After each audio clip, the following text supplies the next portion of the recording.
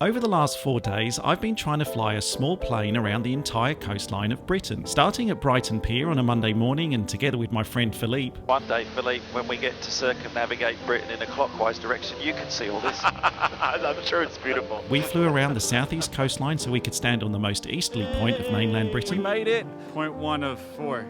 We then flew up to Scotland so we could stand on the most northerly point of mainland Britain. Northerly point. Done. Success. We flew around the top of Scotland and together with some help from a very friendly Scottish helicopter pilot, we stood on the most western point of mainland Britain. We made it.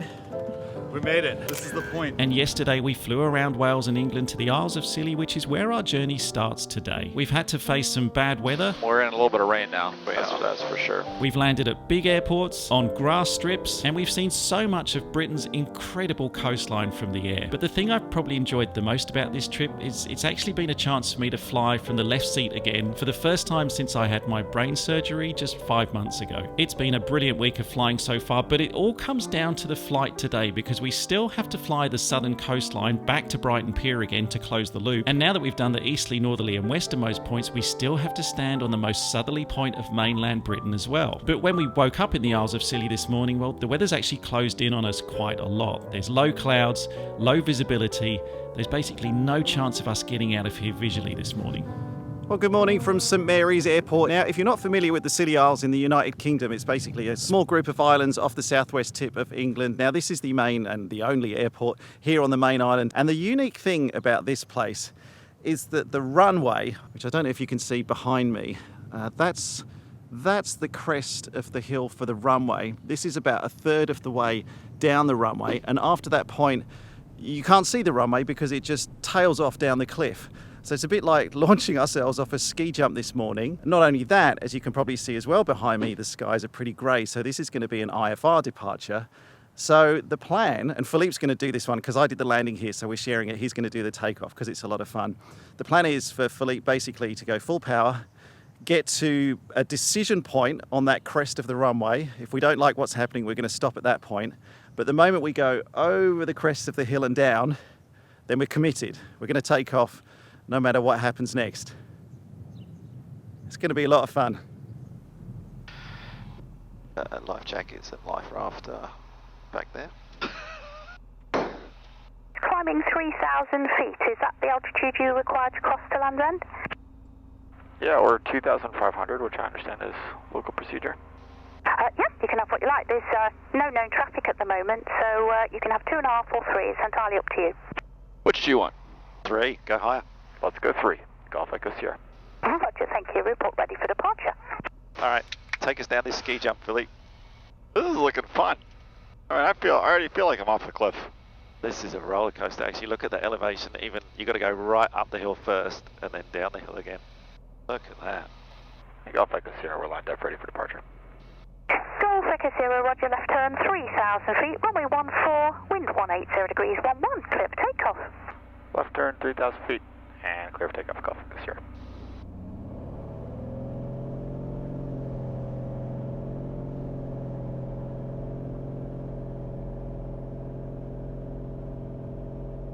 There, TSPs, no cast messages, airspeed's alive. There's the crest. What? Whee!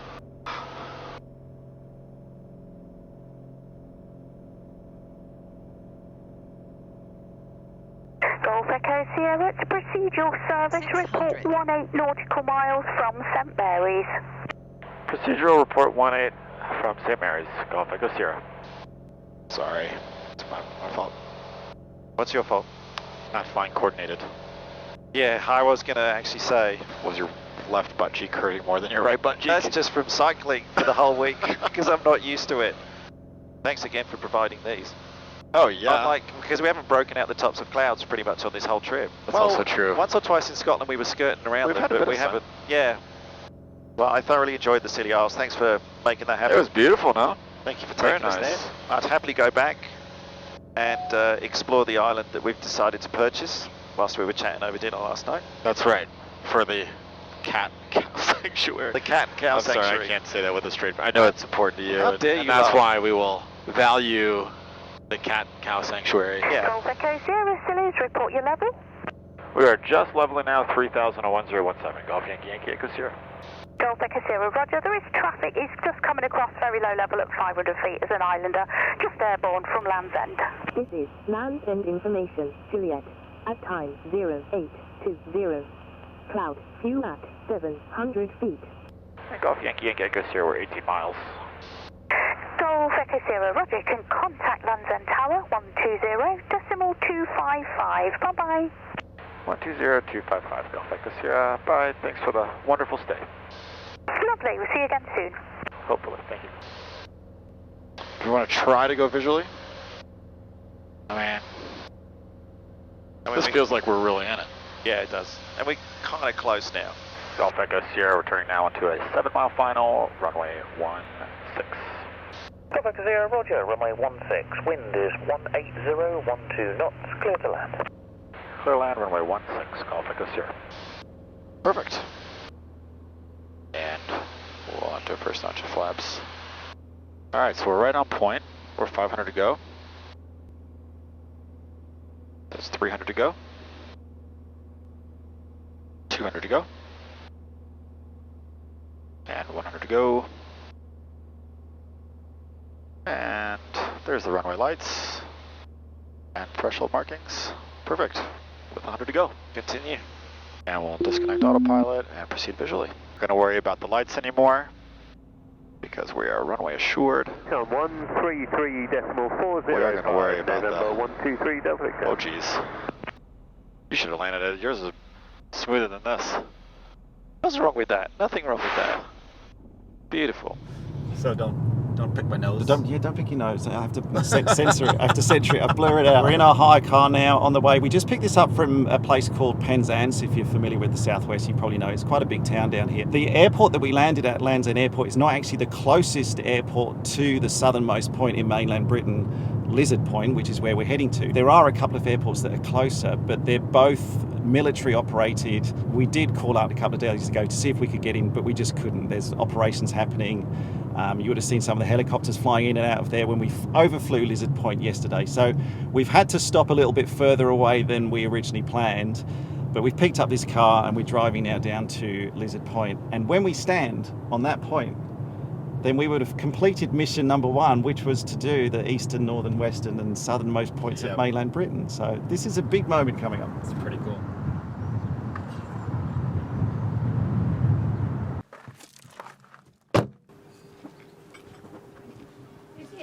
About 9 of them on the rock. I think this is about as close as we can get. We're going to go to that point there. We got to stand on top of that. From all intents and purposes, and just looking at Google Maps, this is as far as we can go before it looks like we're rock climbing. So I think we have to call it here. We made it. You're going to go for the hug, sorry. we made it. We made it. So that's all 4 in 1 week.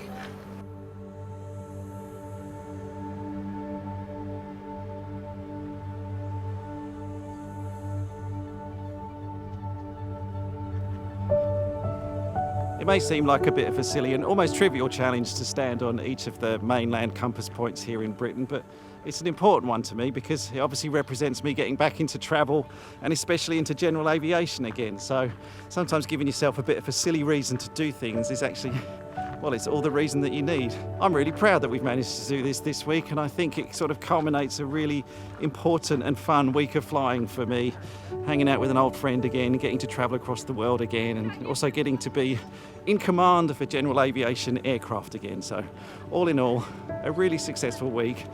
And yes, we might have stood on the mainland points of Great Britain. Maybe that was one of the objectives, but I think the primary objective of feeling like the old me again and reminding myself that I can do these things again, that's been the main achievement this week, and that's the biggest tick of them all.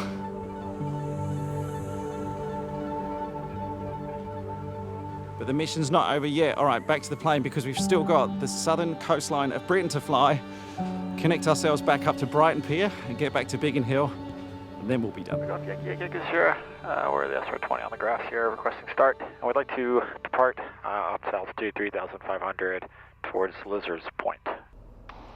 You ready? I'm ready. Yeah, I'm ready. Bit of wind from the right, but full power. Power slide is coming in. Alright, power forward, everything's full forward. Temperatures and pressures are green. Airspeed's live on both instruments.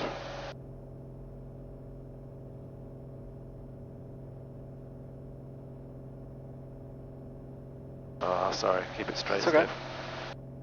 There we go.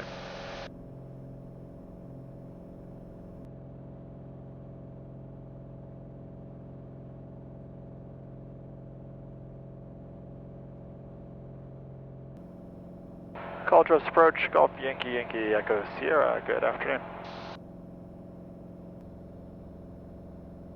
They must be closed. Yeah.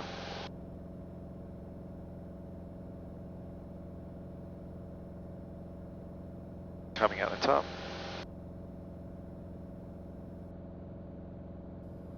Nice! Nicely done, thank you. Good takeoff. Oh, it was a bit wibbly. Whoop. We got a little push to the left. Whoop. But, you know, I who's think counting? the wind was stronger down the runway. Oh, it was gusting a little bit, I suppose. But it felt like it was a bit sheltered at the start, and then it picked up a bit as we took off. I agree with you. But when we were at a certain speed, you just know you're going to cock it into the wind anyway when the wheels come up. So here we are once again following the coastline of Great Britain. This is beautiful. Is this the first proper on-top IMC that we've done? Like instrument flying, I should say, that we've done. Yeah, the first flight, yeah. Well, we did was it to the Scilly Isles that we flew? Well, we flew back from Scilly Isles IFR. That's true. This morning we did fly fly this IFR, morning, yeah. it's just bad weather on this point. Yeah. But it's only this little point that has the bad weather. It's like 15 miles into this flight. You know, we're now 7.5 miles in. A bit more, actually. So maybe it's 30 miles that's bad weather, and we're now 15 miles into that. Yeah, based on the planning, you're thinking that around, as we turn around the corner, so as we turn around the southern point and start making our way up, I guess, towards Plymouth.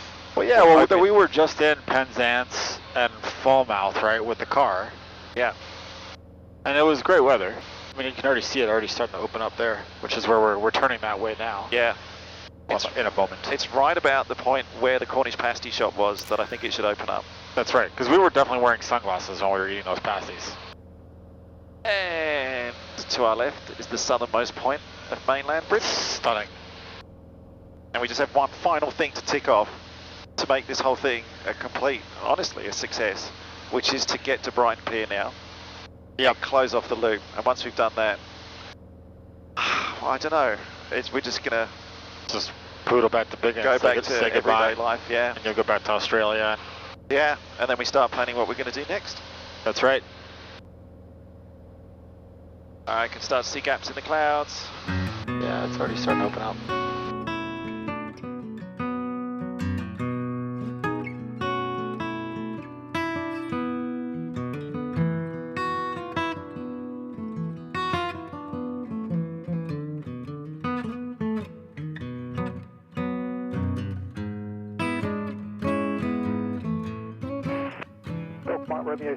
There we go, back to 1,500 feet in the sun. Back to where we like it. This feels comfortable again. None of that IFR nonsense. You got a cold shiver.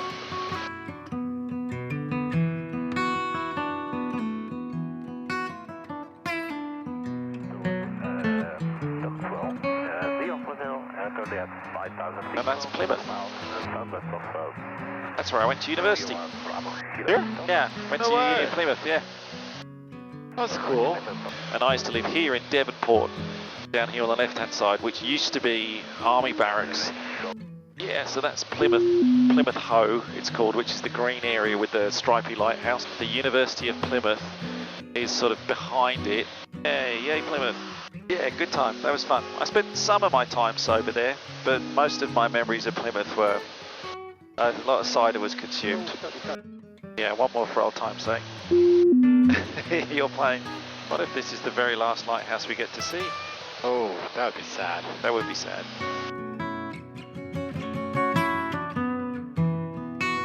Exeter radar, Golf Yankee Yankee Echo Sierra Cirrus SR20 lands at the Biggin Hill along the coastline, currently 1,300, 1016. Golf Echo Sierra Roger, basic service, Exeter QNH 1015. We studied this beach in my geography class at school. Did you? Why? Chesil Beach. Because it's the longest something type of beach, which I can't remember. It was a long time ago. But because the beach is separated by this kind of inland lagoon and stretches all the way out to this head here, so we studied this. And yeah, I just remember the name Chesil Beach. I don't think I've ever seen it from the air, certainly not from down here this low. Do you think it's like one of these missions to walk the whole beach? Oh, like yeah. Yeah, I wonder if there's like a Chesil Beach marathon that goes like up and back.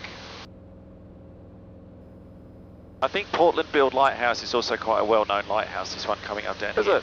And to be honest, I'm looking at the charts. I mean, there might be a couple more, but could this be one of the last lighthouses that we see?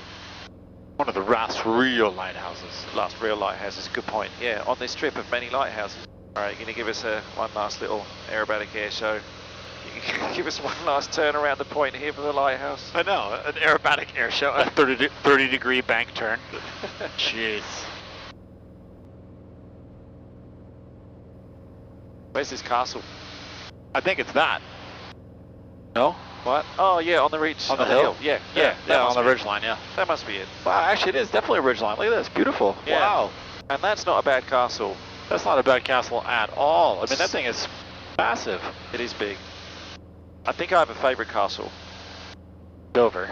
After that one, which one? Dover. No, I liked the King Arthur Castle.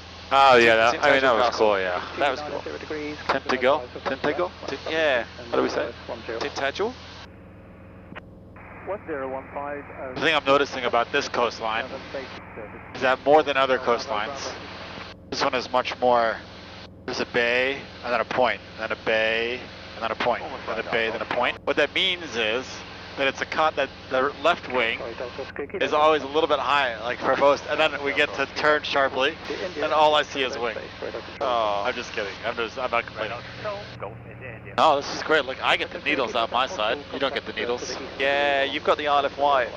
I used to love coming down here. I had one of those, you could fill up a glass lighthouse with the multicoloured sand, because it's quite well known for all the different colours of sand and the needles, and you could fill it up, and I had that on my desk as a kid for ages, for years it sat on my desk to remind me of my trip to the Isle of Wight. Unfortunately, it is the Isle of Wight, and therefore we will not go around it. Yes, we will not go around it. Maybe next time, if we have a spare afternoon, we can do a circumnavigation of the Isle of Wight, see if we can stand on the north, south, east and western points of the Isle, and see how long it takes us to fly around. For that, the bikes will be perfect. They would be perfect. If we didn't have them though, I wouldn't have seen the Scilly Isles like we saw them yesterday, because we took a big long trip on the bikes around the Scilly Isles. All around St. Mary's Isle. And it's tempting, you know, it's also tempting sometimes you get to the hotel, when you're doing these flying trips, you get to the hotel and you just stop and you think, oh, I'm tired, I'll just stay there. Having the bike, actually, I think encourages me to go back out again. You make an excuse to go and travel, and so you see a bit more. So I feel like I've seen more of the Scilly Isles because of them. My only problem with the bikes that you have is because yours are electric and the one I've got in my back of mine is not. Now I'm going to really notice it every time I ride that bike, because these have been a godsend. They've been a real saviour.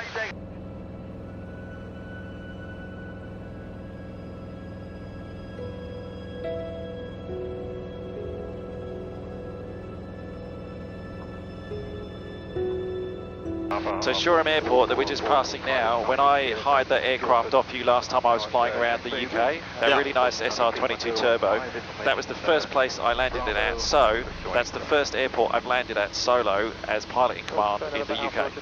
So that's special to me, Shoreham. Nice, it's there. And not only is Shoreham special for that reason, but it's also in sight of the finish line. Our finish line is right there. Of this whole trip. That's amazing. Just 22 hours of flying. So 22 hours it took us to go around. 22 hours of flying we did. Yeah. At 135 knots true airspeed average. That was pretty cool. Something I've never done before. You know, years and years of flying in this country. Thanks for giving me the good excuse. Oh, mate, thank you for making it happen. So 10, 9, 8, 7, 6, 5, 4, 3, 2, 1. Hang on, half. Made it! Yes! All the way around! Yeah! Good job. I'm so glad we did that. That's so good. Oh, what an achievement. So cool. All right, can we go back to Biggin now and I can drop you off? Let's go home. Okay.